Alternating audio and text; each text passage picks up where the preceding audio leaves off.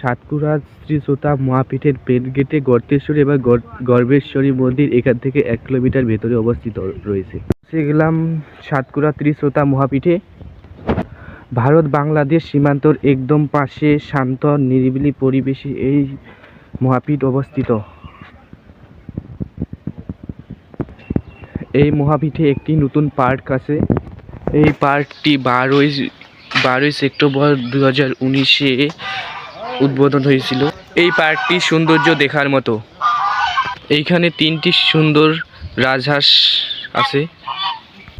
ভারত বাংলাদেশ সীমান্তবর্তী এলাকার সাতকুড়া ত্রিশ্রোতা মহাপীঠ এটি 51 শক্তিপীঠের মধ্যে অন্যতম একটি।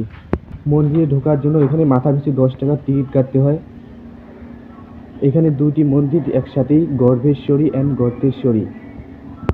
এটি হলো গর্ভেশ্বরী প্রতিমা। এটি হলো গর্ভেশ্বরীর প্রতিমা। এটি হলো গর্তেশ্বরী প্রতিমা। এখানে একটি শিব মন্দিরও আছে।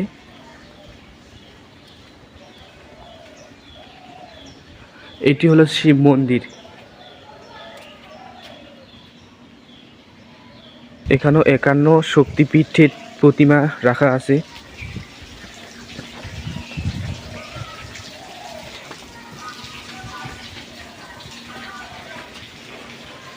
এই যে এখানে 51টি প্রতিমা রাখা আছে।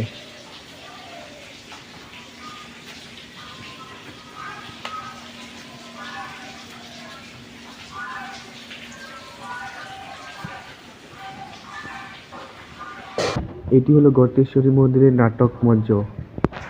লোকমুখে প্রচলিত গর্ভেশ্বরী অ্যান্ড গর্তেশ্বরী 2 প্রতিমা খুবই জাগ্রত। এই দাদুটা এখন আমাদের গর্তেশ্বরী মন্দিরের ডিটেলসে কিছু বলবেন।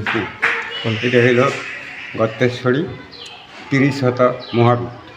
এখানে মানে মায়ের বামপদ বলেছে এখানে আমাদের শক্তিপীঠ, তো ত্রিশতা মহাপীঠ নামে পরিচিত।